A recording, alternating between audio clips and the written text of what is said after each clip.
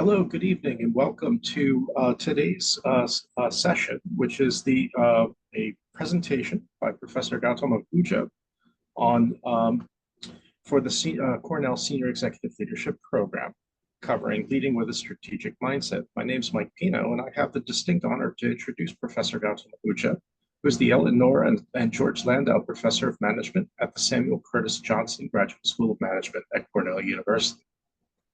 Participants in Cornell's Senior Executive Leadership Program get access to Professor Ahuja as part of a world-class learning program.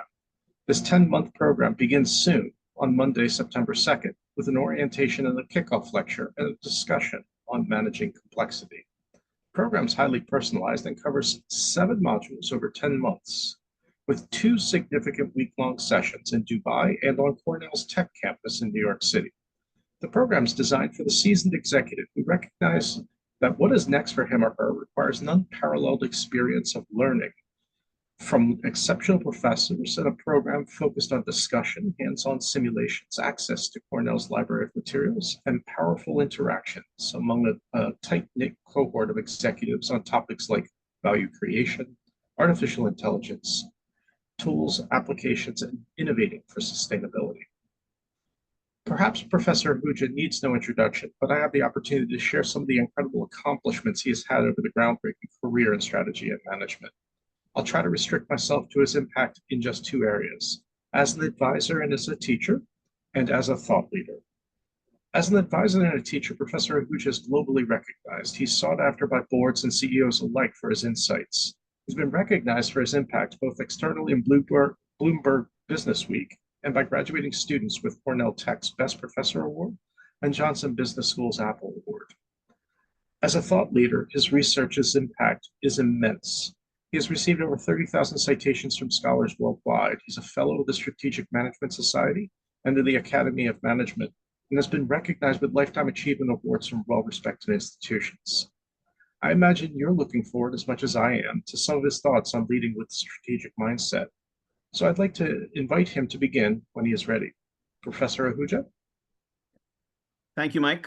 Let me just go ahead and start sharing the screen. Fabulous.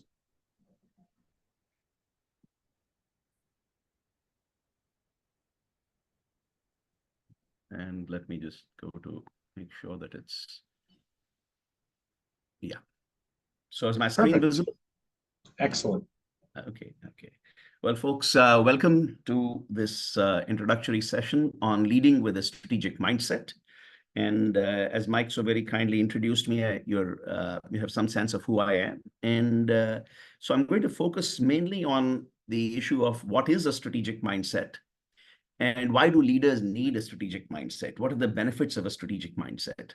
And in discussing these 2 issues, I want to bring to the fore some of the ways in which exposure to this kind of thinking and this kind of program can actually improve your business decision making. Okay, but to understand what is a strategic mindset, I'm not going to give you a definition that would be, that is often not very meaningful. We'll just walk through sort of an illustration, and then I will back end into why is this kind of beneficial, and why do you need it, and so on. And from there, we can see what I'm referring to when I say, a strategic mindset and why leadership with a strategic mindset is critical. Okay, so let me begin. First of all, very often I begin my seminars by asking some of the participants to provide an answer to a very basic question, which especially for executive leaders, should be something that should be embedded in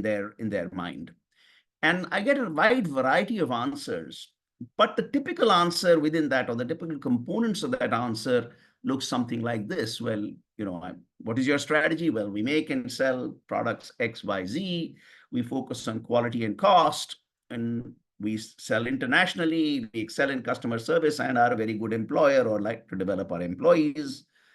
And, of other items of that ilk. And, they pop, instead of saying X, Y, Z, they'll give you more depth about what they actually sell, in the details there. Okay.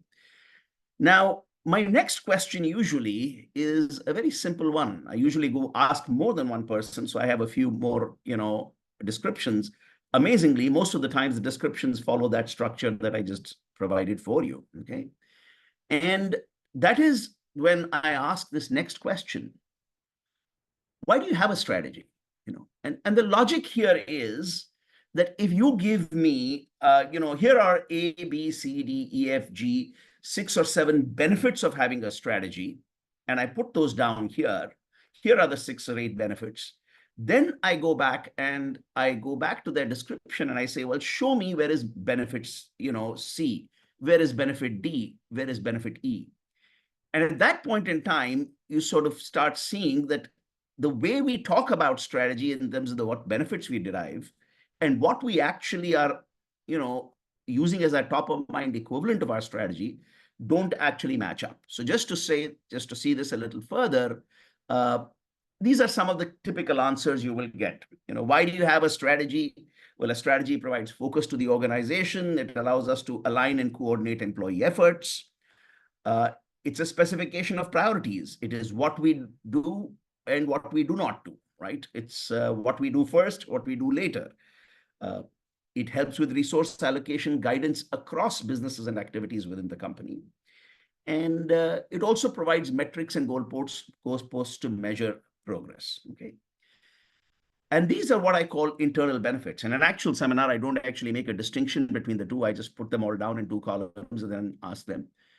And then what is interesting is, first of all, I find that folks are a lot more likely to, essentially give me these answers than they are to give me these answers.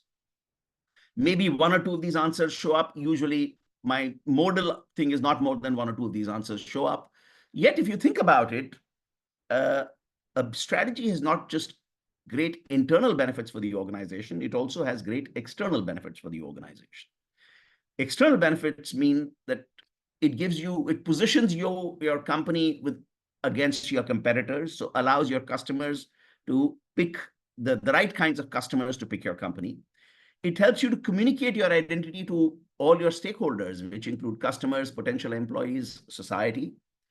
It allows you to generate resources. The most important resource for a company is capital, right? And if you go to the market and say, well, I did very well last year, now give me money, the problem is you have a slide at the end of the deck which says past performance is no guarantee of future returns. And since your future returns are going to be something that we cannot actually, test because they're into the future, the investor has to take you on their word. And they know that the word is not biased. You came looking for money. So what strategy does is it provides the logic beneath the numbers, which even when you don't have the numbers, investors can understand and say, oh, that makes sense, right? And finally, and very importantly, it provides a roadmap for dealing with the opportunities and threats in the external environment. And here I'm going to take, give you 10 seconds to think about your answer. You don't have to give it to me, but just you have to think about it yourself. My next action usually is to say, okay, now you have to pick between one of the two. Okay. You can get all the benefits. Imagine I'm some kind of a genie, the kind that when you rub a lamp, the genie comes out. And then you ask, I ask you, the genie is giving you only one choice. You can either take internal or external. So think about and write down for yourself, what is your answer? This is a thought experiment. Obviously, you need both, but I'm not permitting that. It's a very old time-honored technique to clarify your thinking, to force people to answer one or the other thing because it helps them to see what they're internally coming from. And in this case, I'm just going to say, put down one word, internal or external. You see them? I'll give you 5 seconds. Okay. Now, assuming that many of you have been able to assess, put down one of these answers, actually it turns out there are 2 parts here. The first part is, let's say that you picked internal. Think hard. First of all, the first thing to remember is internal is overvalued by the mere fact that you have more answers on this side than this. But then think about it, that if you have picked external, this is what you left out. Strategy is the logic beneath the numbers, okay? What you have left out is, how do you communicate who you are to your customers? How do you deal with the external opportunities and threats in the external environment? So that's the first thing, is you need this chart or this slide to be complete in your mind, okay? And if any of these things did not come top of mind when I said, why do you have a strategy? Then clearly there is something that needs to be completed here. But now go back and look at what you will, see. One of the things people say is, I differentiate myself from my competitors. That's what we call competitive positioning. Or I, generate, it's strategies as the logic beneath the numbers. Investors can fund me and so on. It gives me a roadmap for dealing with the opportunities and threats in the external environment. Now come back and look at these answers. We focus on quality and cost. One of the things you said is, I want to position myself in a competitive way, right? Competitive differentiation. Tell me something. How many companies in the world are going around saying, we don't focus on quality and we don't care about cost? We excel in customer service and develop our employees. Okay, wonderful. Can you name to me a company which actually goes and says, we do terrible customer service, that is our aspiration, and we don't like to develop our employees? My point is that these are what we would just call sort of just rituals of speech that we throw out in our setting. Okay, the real answers would be where you can actually match this strategy with these benefits here. Okay, and that is one of the things. So you can already start seeing that if this chart is not in its entirety new to you, or I mean, if there's even a part of this chart, that the slide which is new to you, or you hadn't come to your mind straight away, then you have a problem of essentially biased reasoning. You're only thinking about one side, not the other.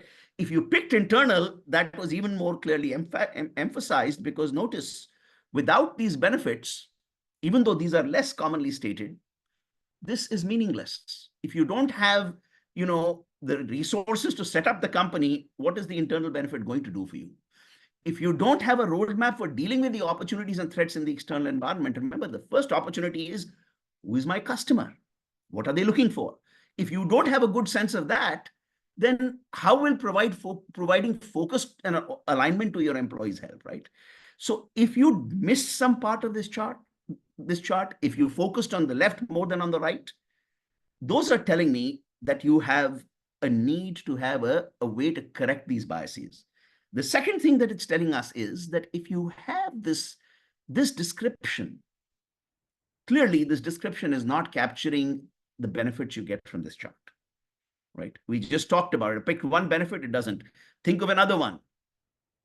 If somebody came to you and said, I make and sell the following products, we focus on quality and cost, we sell internationally, we excel in customer service and develop our employees.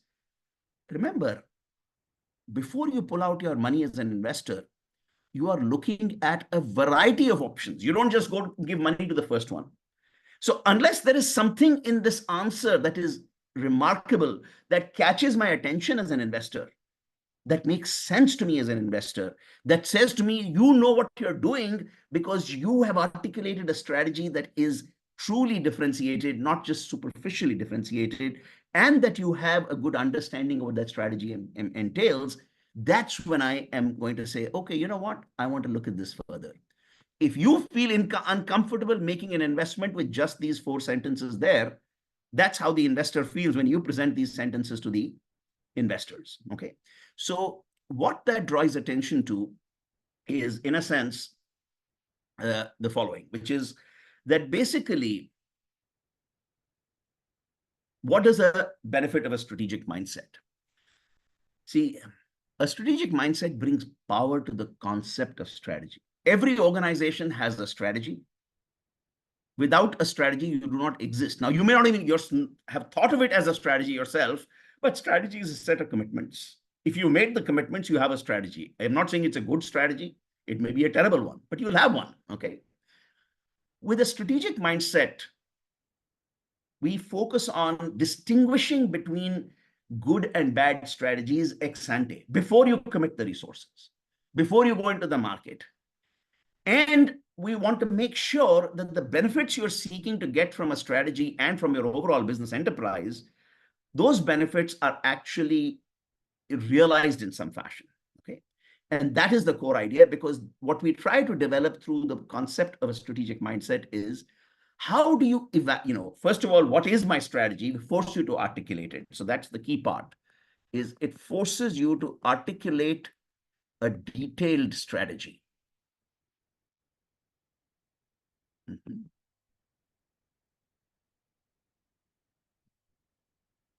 The second part is it forces you to articulate the logic of your strategy. Why will it work and accomplish my goals? The word why is the most critical part in this whole meeting today. Is why will what I do result in the outcomes that I will get, right? So that is the second benefit that it gets, that you get from a strategy, from a strategic mindset. Because a strategic mindset is, in a sense, in its simplest, this thing is to recognize that there are many moving parts in an organization, and strategy is the way you bring them all together. But to make sense of many moving parts in anything in life, you need to have an organizing schema or structure in your mind. Okay. When you go to the mall or to the grocery store, just this thought experiment we've all done. You go one day with a well-prepared list, you come back with 90% of the items on it. You go there without a list and you pick up 5 items, and you think, oh my God, that was the main thing I wanted to do, and I forgot about that. So a strategic mindset is, on the one hand, completing your, the missing pictures left in your mind, because your mind has to function on many things. A second thing is, it's giving you the logic of why you're, why you're doing something, and why, does it give you a benefit of appealing to investors? Does it give you a benefit of delivering better quality and cost? And it forces you to the logic of, why are quality of a particular kind, why is quality of a particular kind even meaningful to this customer, or why is cost of a particular kind meaningful to your business plan, right? It makes all those interconnections.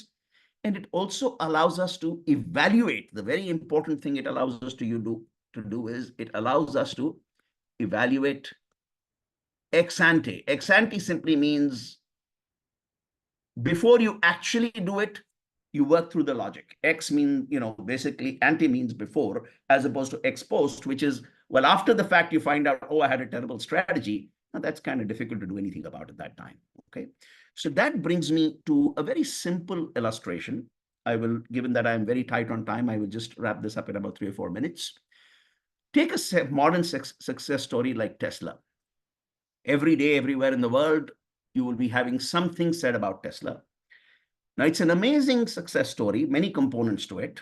And, I often begin by asking people about a contemporary company and saying, why do you think it's successful? Why do you think it failed? Now, in Tesla's case, it has many remarkable achievements. Before Tesla, which was the last startup that actually became a successful car company in the United States? It's an interesting question. The answer might shock you. Ford, which is where the auto industry started, was the last time that a startup actually went public, 7 decades ago. In those intervening 7 decades, many companies came up with new concept cars. They all died. Okay. What's more is, car companies are known for expertise or capability in one area, right? So for instance, Porsche is about performance, BMW is about luxury, Toyota is about reliability, and so on, right? Usually these companies tend to win awards in one of those categories. That Volvo is about safety, so it'll always win safety awards. It doesn't win performance and design awards. The first major Tesla story, and it basically launched, was Model S sedan, and it won awards across all categories. Most car companies take 7 years to build a car. They build one in 2 years and 10 months. Okay, that's established companies introducing a new model take 5 to 7 years. These guys did it in 2 years and 10 months. And of course, we know the market cap version of it. It's basically close to $1 trillion. It fluctuates between 600 billion and $1 trillion. And on any given day, Elon Musk is either the richest or the second richest person in the company. Amazing success. Okay. Now, everybody knows this part in some variant of it. Then I asked them, why was Tesla successful? So here's, I'll give you 7 seconds. take 10 seconds and think about what might your answer feel like. There's not enough time in 10 seconds to come up with a full answer. But what are your 10, 15 second, what is your thing? Okay, so just think about it.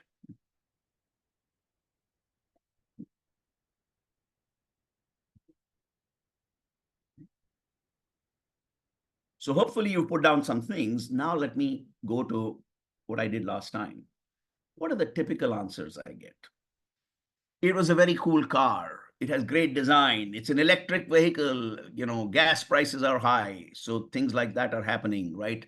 It has great performance. Then somebody will say, oh, he's a great CEO, right? Now here's my question. Let's assume all of these are right, okay? If all of these are right, how does it make your life better if you're not actually trying to make electric vehicles? I'm presuming that in this audience as of now, there are many people. You may be selling cereals, you may be selling real estate, you may be selling, hospital services, you may be selling software.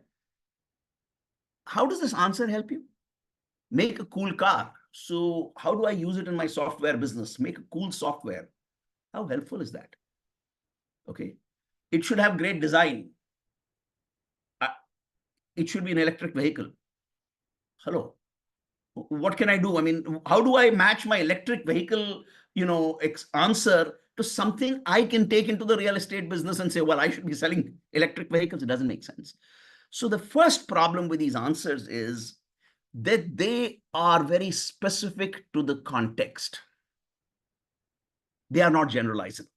So learning from them is hard, because that is a very, very big problem, because otherwise, if you can't learn and that is one danger. The second danger is you may learn the wrong things, because not only are these answers specific, they are also not what we call discriminating. Okay. Why are they not discriminating? Because they don't actually make a distinction between successful companies and bad ones. There were many companies that designed electric vehicles. Most of them are dead and buried under the ground, and their shareholders are holding their head like that. Okay. There are many companies that design cars around performance. You haven't seen most of them. Why? Because they died along the way. Those are that's how the graveyard was getting populated for 70 years. It's a cool car. Some of you might remember the movie Back to the Future. Very cool car. Remember the gull wings, which Tesla is selling now? They had them in 1980. You all saw it. What happened to that company? What happened to those cars? Those are called DeLorean cars. Well, unfortunately, if you want to see one, you had to go to a museum. Okay. And I'm hoping some museum at least kept one of them. So here's the interesting thing, is that these answers are neither generalizable nor discriminating. So they can mislead you. What a strategic mindset does is it brings a structured approach or framework to the problem of developing and executing a strategy. What does this framework look like, and what benefits does it provide? So, and say, we then introduce, this is the way sort of this strategic mindset. For every complex problem, we develop well, here's a very simple structure for a strategy. We call it the PBA model. What do we sell? Who is our buyer? Where do we sell? Notice the simplicity. It is not long things. The key things you have to remember are 5 words: what, who, where, why, how. Okay. But how those are not words you can forget. So it's simple. But what the strategic mindset does is it forces you to detail this out. Okay. Not to the nth degree. I'm going to show you one where it is detailed very extensively. And if you look at it here, for instance, this is a representation of Tesla's strategy setup. This is a description. It doesn't say why Tesla succeeded. But what it does is, first of all, you will notice it has these 10 boxes here. It has all the answers. It has these 5 questions here. Okay. First thing it does is it forces you to think about each element of the company that is going to be part of the mix. If you forget any of these boxes, you don't get the Tesla success that you have right now. Okay. Tesla does not work. Look at any of these boxes. If you did not have vertical integration in building the engine and the powertrain and everything else, all the components around it, you could not have built the car that he built. If you didn't have access to these engineers in Silicon Valley with all the bright ideas and how they would deliver it, you would have difficulty building the car. Similarly, as you go forward, each component of this is addressed. So the first thing is it completes these stories. It's also very, very focused on the customer. Notice that when we say who, the most common answer is people who like to save the environment or believe who are green buyers. Actually, that was not the case at all. Why? Because you're selling the car at $90,000, and this is in 2016, 2012, and 2014. Okay. $90,000 to $100,000 for a car doesn't mean that green people can buy it. It means rich people can buy it. So it isn't a car about greenness. It's a car about wealth. Okay. It's a car about status. Why? Why is it about status? Because in 2014, 2016, 2010, when he built this car, there was no way to fill the gas in the car. You didn't know how to go and how far you could go. You needed to own multiple cars. So now you can see that even though we may think of Tesla as a green car, that was not what it's intended to be. So these kinds of things help us see each one of these lines. Once you put it down, I ask a question, why? And then we connect these answers to each other to see, are these answers cohesive or not? And that is what leads to a strategic mindset, this ability to connect your answers. So this is where I'm going to stop. What are the benefits of a strategic mindset? It brings power to the concept of strategy. Without a strategic mindset, strategy or claim strategy may not deliver the benefits a strategy is supposed to deliver, because it'll have some very general comments, like generic comments like, we make a high quality product and so on. Who doesn't? Okay. The strategic mindset ensures that your strategy is truly strategic. It really is connecting with things with each other. As you saw in the Tesla story, a strategic mindset helps to control and correct biases by forcing us to think through multiple aspects of a problem. Notice we considered all the 10 functions that you could possibly do. It ensures comprehensive analysis. Otherwise, a founder with a marketing orientation or a CEO with a marketing orientation will think a lot more of marketing than they will think of the supply chain, or will think of the supply chain but not remember HR, right? They remember it a superficial sense, but what is your HR strategy is never embedded in their minds, which is part of thinking strategically here, okay? Two very critical benefits here. The strategic mindset, remember there's a structure here. This structure can be used to represent the strategy of any company. You're selling real estate, I'll show it. You're making cartoon movies, I can show you this. Same boxes, same questions, different answers, but same properties. The answers still have to mesh with each other, okay? And that is critical. So it applies to all 250 of you that are in the audience, or as many as are in the audience right now.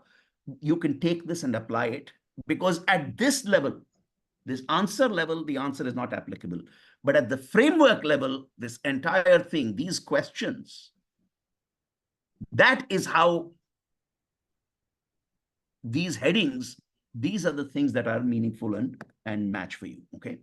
This brings us to, has two benefits. First of all, the generalizability. You can learn from what Tesla did and apply it to real estate, or you can learn from what Disney did and apply it to, a grocery business, okay? It doesn't look like there's anything similar, but the structure will be here. The second part is you can accumulate learning over time. Because every time you are faced with a strategy or strategic problem, you are applying the same structure.